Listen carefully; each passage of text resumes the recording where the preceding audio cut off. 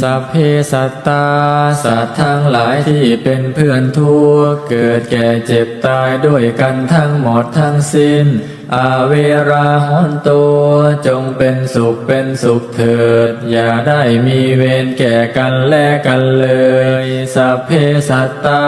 สัตว์ทั้งหลายที่เป็นเพื่อนทุกข์เกิดแก่เจ็บตายด้วยกันทั้งหมดทั้งสิ้นอาภัยาปัชชาหนตุ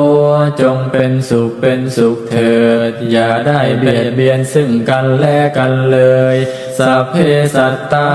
สัตว์ทั้งหลายที่เป็นเพื่อนทุกข์เกิดแก่เจ็บตายด้วยกันทั้งหมดทั้งสิ้นอานิฆาหนตุจงเป็นสุขเถิดอย่าได้มีความทุกข์กายทุกข์ใจเลยสัพเพสัตตา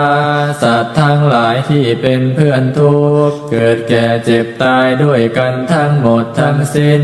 สุขีอัตตานังปริหารันตัวจงมีความสุขกายสุขใจ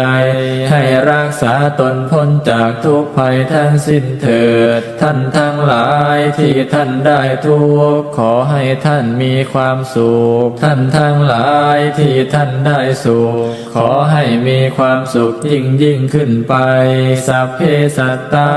สัตว์ทั้งหลายที่เกิดเป็นชาลาภูชา